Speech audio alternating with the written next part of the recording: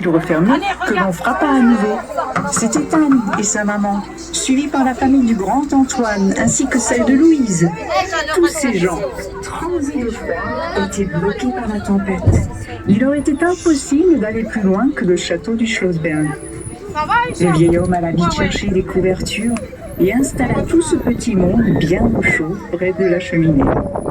Mais c'est tout confus qu'il se tourna vers eux. Oh, je suis vraiment désolé. Je pensais fêter tout seul. Je n'ai pas grand-chose à vous offrir pour le dîner. Il me reste bien un peu de soupe aux lentilles. De la soupe aux lentilles? J'adore ça, moi.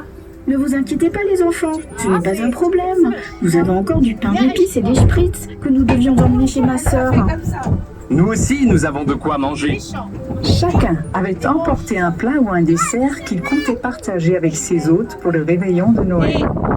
Et c'est ainsi que la table du vieil homme se transforma bien vite en une grande table de fête. Il y avait là des quiches, des pâtés en croûte, du canard rôti, des spätzle, des spritz, des mirabelles au schnapps et bien d'autres choses encore. Exactement ce qu'il fallait pour oublier les déboires de chacun et réveillonner comme il se doit. Pris par la magie de Noël, les enfants entonnèrent des chants que tout le monde reprit en chœur. Et le vieil homme qui connaissait bien les histoires leur raconta celle de la dame orange du Schlossberg, que tout le monde écouta attentivement. Mais malgré cette belle ambiance, le vieil homme remarqua que le petit Jean avait le regard un peu triste. Il s'approcha de lui. Mais qu'est-ce qui te rend si triste, mon petit Jean? C'est de ne pas avoir pu voir tes cousins pour le réveillon? La tempête se sera calmée d'ici demain, et tu pourras alors les voir. Ce n'est pas ça, monsieur. C'est le Père Noël. Il ne sait pas que nous sommes ici. Et la tempête? Est-ce qu'il pourra traverser avec son traîneau? Le Père Noël? Oh, mais tu penses bien que rien ne lui échappe. Il sait parfaitement quels enfants ont été sages, et surtout où les trouver. Et pour ce qui est de la tempête, ne t'inquiète pas. Si le Père Noël est capable de faire le tour de la Terre en une nuit, ce n'est pas une petite tempête de rien du tout qui va l'empêcher de livrer ses cadeaux. Vous en êtes bien sûr? Aussi sûr qu'un et un font deux, mon petit. L'âme triste de Jean s'effaça pour laisser place à un large sourire qui ne le quitta plus. À la fin de cette belle soirée improvisée, les amitiés heureux et fatigués s'installèrent confortablement près de la cheminée où ils s'endormirent très vite. Seul, le vieil homme veilla toute la nuit pour nourrir le feu. A-t-il vu le Père Noël? Ça, nous l'ignorons. Mais ce que l'on sait, c'est que le lendemain, de nombreux cadeaux recouvraient la grande table. Et parmi eux, il y avait bien le petit cheval de bois qu'avait demandé le petit Jean au Père Noël. Ce conte vous est offert par la ville de Forbach. Le Père Noël a disparu. Martin, le lutin grincheux, débarque dans l'atelier en panique. Le Père Noël est parti! Tous les lutins arrêtent aussitôt leur travail et tous les regards se dirigent vers lui. Il m'a dit, je n'en peux plus, je suis fatigué, je veux prendre ma retraite. Je m'en vais sous les cocotiers, dis adieu à tout le monde de ma part. Puis, il a pris la motoneige et s'en est allé sans se retourner. S'exclamèrent en chœur les autres lutins. Que va-t-on faire? Demanda Framboise. Il faut que l'on continue à fabriquer les jouets et qu'on les distribue. J'y ai pensé. Je sais conduire le traîneau et je pourrai donc prendre sa place. Il suffira que les enfants écrivent leurs lettres au roi des lutins maintenant. Enfin, si ça vous va que je devienne votre roi, bien sûr. Aïe, aïe, aïe. Oui, oui, oui. Déjà malmenés par la terrible nouvelle qu'ils venaient d'apprendre, les lutins baissent la tête et retournent au travail sans trop poser de questions. Tous? Non. La Framboise, qui est toute triste. Elle trouve cela bien étrange et décide de partir à la recherche du Père Noël pour le convaincre de rester. Elle se dirige vers la forêt en suivant les traces laissées par Martin le lutin. Soudain, les traces s'arrêtent et Framboise découvre la motoneige cachée sous des branchages. Mais ça alors? Le Père Noël n'est pas censé être parti avec la motoneige. C'est donc Martin le lutin qui l'a caché. Il y a quelque chose de vraiment pas clair. Framboise met le moteur en route et suit les traces de la motoneige. Ces traces l'emmènent direct vers la cabane où le Père Noël vient de s'installer pour réfléchir à la fabrication de nouveaux jouets. Le cœur de Framboise s'emballe. Peut-être qu'il n'est pas trop tard et que le Père Noël n'est pas encore parti. La porte est fermée. Elle fait le tour de la maisonnette et regarde par la fenêtre. Horreur! Hurle-t-elle en apercevant le Père Noël ligoté et bâillonné. Heureusement, Framboise fait du karaté et d'un mawashi guerrier bien senti, elle défonce la porte et va libérer le Père Noël. Père Noël, que s'est-il passé? C'est Martin le lutin. Il m'a dit que j'étais trop vieux et que je devais prendre ma retraite. Et puis, il m'a assommé. Nous n'allons pas le laisser faire. Vite, sur la motoneige! Framboise et le Père Noël foncent à toute allure au travers des bois. Lorsqu'ils arrivent en claquant la grande porte de l'atelier, tous les lutins se retournent stupéfaits. Père Noël? Martin les lutins, qui s'était déjà fait installer un trône, en profite pour filer à l'anglaise. Mais dans la précipitation, il tombe et glisse par terre jusqu'au pied du Père Noël. Étalé sur le sol, il commence à pleurer et se confond en excuses. Alors que tous les autres lutins en colère veulent attraper Martin, le Père Noël dit « Stop. Les lutins et le cordonnier. Il était une fois, en Moselle, au temps où les souhaits se réalisaient encore, un cordonnier très pauvre. Un soir de décembre, il ne lui restait plus qu'un seul morceau de cuir.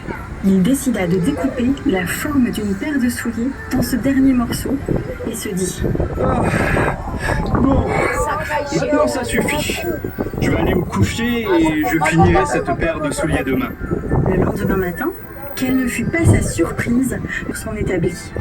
Ça alors, il regarde dessus, dessous, dedans, le travail était parfait, rien ne manquait.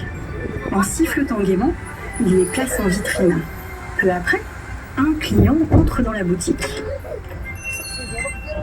Il essaie les chaussures qui lui vont parfaitement et ravi, il les achète à bon prix.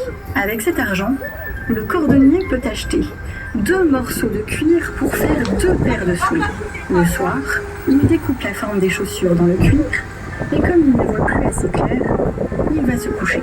Le lendemain matin, le cordonnier trouve sur son établi 2 paires de souliers. Le travail est parfait et les chaussures sont vendues le jour même. Alors, le cordonnier a assez d'argent pour acheter du cuir pour confectionner 4 paires de souliers. Et cela continue ainsi plusieurs nuits. Les chaussures que le cordonnier prépare le soir sont terminées pendant la nuit, tant et si bien qu'avec toutes ces chaussures à vendre, le cordonnier n'est plus pauvre du tout. Peu de temps avant Noël, le cordonnier prépare son travail comme d'habitude. Puis il dit à sa femme « Ce soir, nous allons nous cacher pour voir qui nous aide si bien toutes les nuits. » Aussitôt dit, aussitôt fait. Tous les deux se cachent sous l'escalier de l'atelier. Minuit sonne à la grosse horloge, le clair de lune éclaire l'établi, et lorsque le 12e coup retentit, 2 mignons petits lutins tout nus sautent sur l'établi. Ils se saisissent des morceaux de cuir préparés par le cordonnier, et ils cousent, ils clouent, ils cirent, ils frottent de leurs petits doigts tachés. Ils travaillent si vite que toutes les chaussures sont terminées en moins de temps qu'il ne me faut pour vous le raconter. Puis, ils disparaissent tout aussi rapidement. La femme dit « Tu as vu?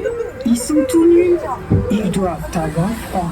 Eh bien, tu sais ce qu'on va faire pour les remercier de nous aider? Moi, je vais leur faire des petits vêtements et toi, tu vas leur faire des petites chaussures en cadeau de Noël. » Ah oui, ça je le ferai avec plaisir. Répond le cordonnier. Et le coq a chanté. Et mon histoire est terminée. Ce conte vous est offert par la ville de Forbach. Un bonhomme de neige éternel. Au début du mois de décembre, les enfants qui fréquentaient la médiathèque décidèrent de fabriquer, tous ensemble, un bonhomme de neige. Il était beau avec son chapeau noir, son écharpe rouge, sa carotte à la place du nez et son balai. Il était installé fièrement sur la plate Aristide Briand, tout près de l'entrée de la médiathèque. Les nuits étaient froides, au grand plaisir du bonhomme de neige. Hélas, en journée, les rayons du soleil lui donnaient chaud et il fondait un petit peu plus chaque jour. Il s'inquiétait, il avait peur de fondre et de perdre ses amis. Les enfants essayaient de l'aider en le rafistolant, mais il continuait de fondre. Le bonhomme de neige craignait d'avoir complètement disparu d'ici à la fin des vacances de Noël. Par une nuit triste d'hiver, un lutin va à la rencontre de notre ami le bonhomme de neige. Il le réconforta et lui promit de l'aider. De retour au pôle Nord, le lutin en parlerait au Père Noël. Il trouverait bien une solution. Au commencement de la nouvelle année, les enfants découvrirent avec tristesse que le bonhomme de neige avait fondu. Il ne restait plus qu'une flaque d'eau. Mais où était passé son chapeau noir? Sur l'écharpe rouge, sa carotte à la place du nez et son balai. Les bibliothécaires n'avaient pourtant ni récupéré les affaires, ni rien vu d'étrange. L'hiver suivant, lorsque les premiers flocons tombèrent du ciel, les enfants furent si heureux. Juste devant la médiathèque, comme l'année précédente, ils retrouvèrent leur bonhomme de neige.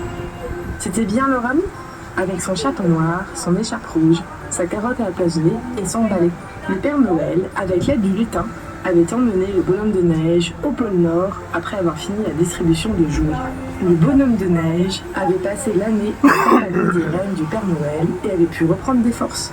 Le Père Noël, voulant faire plaisir aux enfants de Forbach, avait ramené le bonhomme de neige au même endroit que l'an passé. Et cela continua pendant des années. Chaque hiver, devant la médiathèque Roger Bichet-Berger, des générations de Forbachois retrouvèrent, un peu avant Noël, leur ami bonhomme de neige, son chapeau noir, son écharpe rouge, sa carotte à la place du nez et son balai. Ce conte vous est offert par la ville de Forbach.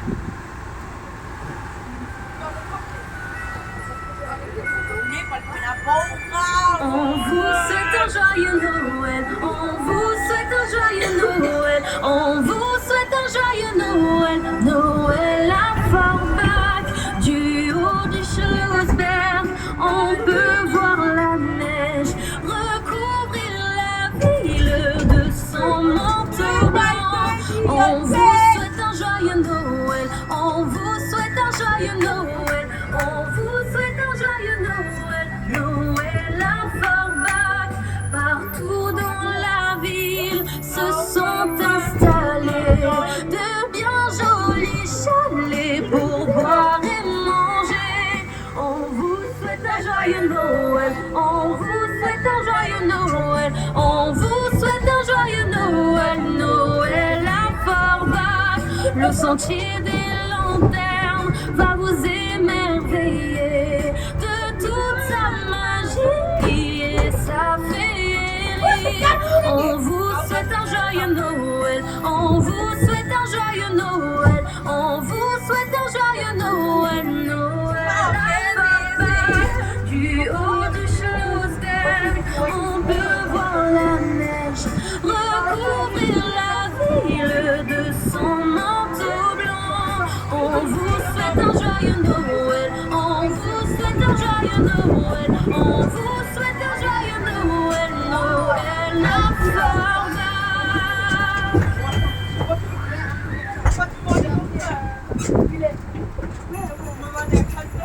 Un drôle de Noël au Schlossberg.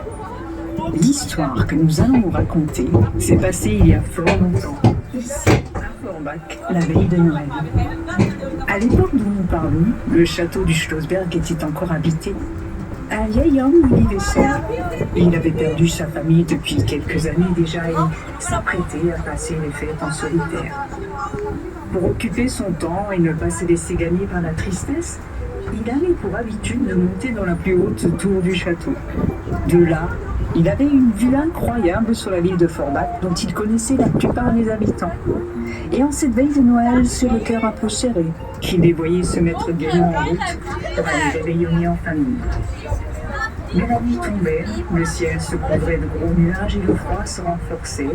Alors le vieil homme redescendit de sa tour et s'installa bien au chaud devant sa cheminée, où il ne tarda pas à s'endormir. Il fut tiré de son sommeil par de gros coups frappés à sa porte. Qu'est-ce que c'est? Qui peut bien frapper à ma porte? Je n'attends personne. Lorsqu'il alla ouvrir, une grosse rafale de neige s'engouffra dans le château, suivie par la famille du petit Joe près de la cheminée. Mais c'est tout confus qu'il se tourna vers eux. Oh, je suis vraiment désolé. Je pensais fêter tout seul. Je n'ai pas grand-chose à vous offrir pour le dîner. Il me reste bien un peu de soupe aux lentilles. De la soupe aux lentilles? J'adore ça, moi. Ne vous inquiétez pas, les enfants, ce n'est pas un problème. Nous avons encore du pain d'épices et des spritz que nous devions emmener chez ma sœur. Nous aussi, nous avons de quoi manger. Chacun avait emporté un plat ou un dessert qu'il comptait partager avec ses hôtes pour le réveillon de Noël. Et c'est ainsi que la table du vieil homme se transforma bien vite en une grande table de fête. y avait là des quiches, des pâtés en croûte, du canard rôti, des spätzle, des spritz, des Mirabelle au schnapps et bien d'autres choses encore. Exactement ce qu'il fallait pour oublier les déboires de chacun et réveillonner comme il se doit. Pris par la magie de Noël, les enfants entonnèrent des chants que tout le monde reprit en chœur. Et le vieil homme qui connaissait bien les histoires leur raconta celle de la dame orange du Schlossberg que tout le monde écouta attentivement. Mais malgré cette belle ambiance, le vieil homme remarqua que le petit Jean avait le regard un peu triste. Il s'approcha de lui. Mais qu'est-ce qui te rend si triste, mon petit Jean? C'est de ne pas avoir pu voir tes cousins pour le réveillon? La tempête se sera calmée d'ici demain, et tu pourras alors les voir. Ce n'est pas ça, monsieur. C'est le Père Noël. Il ne sait pas que nous sommes ici. Et la tempête? Est-ce qu'il pourra traverser avec son traîneau? Le Père Noël? Oh, mais tu penses bien que rien ne lui échappe. Il sait parfaitement que les enfants ont été sages, et surtout où les trouver. Pour ce qui est de la tempête, ne t'inquiète pas. Si le Père Noël est capable de faire le tour de la Terre en une nuit, ce n'est pas une petite tempête de rien du tout qui va l'empêcher de livrer ses cadeaux. Vous en êtes bien sûr? Aussi sûr qu'un et un font deux, mon petit. La moue triste de Jean s'effaça pour laisser place à un large sourire qui ne le quitta plus. À la fin de cette belle soirée improvisée, les invités heureux mais fatigués s'installèrent confortablement près de la cheminée où ils s'endormirent très vite. Seul le vieil homme veilla toute la nuit pour nourrir le feu. A-t-il vu le Père Noël? Ça, nous l'ignorons. Mais ce que l'on sait, c'est que le lendemain, de nombreux cadeaux recouvraient la grande table. Et parmi eux, il y avait bien le petit cheval de bois qu'avait demandé le petit Jean au Père Noël. Ce conte vous est offert par la ville de Forbach. Le Père Noël a disparu. Martin, le lutin grincheux, débarque dans l'atelier en panique. Le Père Noël est parti! Tous les lutins arrêtent aussitôt leur travail et tous les regards se dirigent vers lui. Il m'a dit, je n'en peux plus, je suis fatigué, je veux prendre ma retraite. Je m'en vais sous les cocotiers, dis adieu à tout le monde de ma part. Puis, il a pris la motoneige et s'en est allé sans se retourner. C'est pas possible. S'exclamèrent en chœur les autres lutins. Que va-t-on faire? Demanda Framboise. Il faut qu'on continue à fabriquer les jouets et qu'on les distribue. J'y ai pensé. Je sais conduire le traîneau et je pourrai donc prendre sa place. Il suffira que les enfants écrivent leur lettre au roi des lutins maintenant. Enfin, si ça vous va que je devienne votre roi, bien sûr. Aïe, aïe, aïe, aïe, oui, oui, oui. Déjà malmené par la terrible nouvelle qu'il venait d'apprendre, les lutins baissent la tête et retournent au travail sans trop poser de questions. Tous? Non, pas Framboise, qui est toute triste. Elle trouve cela bien étrange et décide de partir à la recherche du Père Noël pour le convaincre de rester. Elle se dirige vers la forêt en suivant les traces laissées par Martin de l'État. Soudain, une trace s'arrête et Framboise découvre la motoneige cachée sous les branchages. Mais ça alors? Le Père Noël n'est pas censé être parti de la motoneige. C'est donc Martin le lutin qui l'a caché. Il y a quelque chose de vraiment pas clair. Framboise met le moteur en route et suit les traces de la motoneige. Ces traces l'emmènent direct vers la cabane où le Père Noël vient de s'isoler pour réfléchir à la fabrication de nouveaux jouets. Le cœur de Framboise s'emballe. Peut-être qu'il n'est pas trop tard et que le Père Noël n'est pas encore parti. La porte est fermée. Elle fait le tour de la maisonnette et regarde par la fenêtre. Horreur! Hurle-t-elle en apercevant le Père Noël ligoté et bâillonné. Heureusement, Framboise fait du karaté et d'un mawashi guerrier bien senti, elle défonce la porte et va libérer le Père Noël. Père Noël, que s'est-il passé? C'est Martin le lutin. Il m'a dit que j'étais trop vieux et que je devais prendre ma retraite. Et puis, il m'a assommé. Nous n'allons pas le laisser faire. Vite, sur la motoneige! Framboise et le Père Noël foncent à toute allure au travers des bois. Lorsqu'ils arrivent en claquant la grande porte de l'atelier, tous les lutins se retournent stupéfaits. Père Noël? Martin le lutin, qui s'était déjà fait installer un trône, en profite pour filer à l'anglaise. Mais dans la précipitation, il tombe et glisse par terre jusqu'au pied du Père Noël. Étalé sur le sol, il commence à pleurer et se confond en excuses. Alors que tous les autres lutins en colère veulent attraper Martin, le Père Noël dit « Stop !» Les lutins et le cordonnier. Il était une fois, en Moselle, au temps où les souhaits se réalisaient encore, un cordonnier très pauvre. Un soir de décembre, il ne lui restait plus qu'un seul morceau de cuir. Il décida de découper la forme d'une paire de souliers dans ce dernier morceau et se dit Bon, maintenant ça suffit. Je vais aller me coucher et je finirai cette paire de souliers demain. Le lendemain matin, quelle ne fut pas sa surprise lorsqu'il découvre la paire de souliers complètement terminée, posée sur son établi. Ça alors, il regarde dessus, dessous, dedans, le travail était parfait, rien ne manquait. En sifflotant gaiement, il les place en vitrine. Peu après, un client entre dans la boutique. Il essaie les chaussures qui lui vont parfaitement et ravi, il les achète à bon prix. Avec cet argent, le cordonnier peut acheter 2 morceaux de cuir pour faire 2 paires de souliers. Le soir, il découpe la forme des chaussures dans le cuir et comme il ne voit plus assez clair, il va se coucher. Le lendemain matin, le cordonnier trouve sur son établi 2 paires de souliers. Le travail est parfait et les chaussures sont vendues le jour même. Alors, le cordonnier a assez d'argent pour acheter du cuir pour confectionner 4 paires de souliers. Et cela continue ainsi plusieurs nuits. Les chaussures que le cordonnier prépare le soir sont terminées pendant la nuit, tant et si bien qu'avec toutes ces chaussures à vendre, le cordonnier n'est plus pauvre du tout. Peu de temps avant Noël, le cordonnier prépare son travail comme d'habitude. Puis il dit à sa femme « Ce soir, nous allons nous cacher pour voir qui nous aide si bien toutes les nuits. » Aussitôt dit, aussitôt fait. Tous les deux se cachent sous l'escalier de l'atelier. Minuit sonne à la grosse horloge, le clair de lune éclaire l'établi, et lorsque le 12e coup retentit, 2 millions petits lutins tout nus sautent sur l'établi. Ils se saisissent des morceaux de cuir préparés par le cordonnier et ils cousent, ils plient, ils cirent, ils frottent de leurs petits doigts sa chair. Ils travaillent si vite que toutes les chaussures sont terminées en moins de temps qu'il ne faut qu'ils doivent raconter. Puis, ils disparaissent tout aussi rapidement. La femme dit « Tu as vu? Ils sont tous nus. Ils doivent avoir froid. » Eh bien, tu sais ce qu'on va faire pour les remercier de nous aider? Moi, je vais leur faire des petits vêtements et toi, tu vas leur faire des petites chaussures en cadeau de Noël. Ah oui, ça, je le ferai avec plaisir. Répond le cordonnier. Et le soir de Noël, le cordonnier et sa femme posent sur l'établi 2 petites culottes, 2 petits pantalons, 2 petites vestes, 2 petits bonnets et 2 paires de petites chaussures. Et de nouveau, Minuit sonne à la grosse horloge, le clair de lune éclaire l'établi